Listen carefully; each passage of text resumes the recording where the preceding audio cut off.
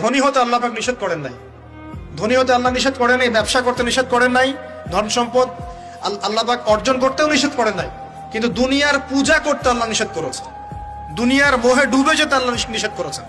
সম্পদ ওসমান রাদিয়াল্লাহু আনহুরও ছিল, কিন্তু সেই সম্পদ তিনি তার প্রয়োজনে যতটুকু লাগতো এতটুকু ব্যয় করতেন, বাকিটা আল্লাহর রাস্তায় ব্যয় করতেন।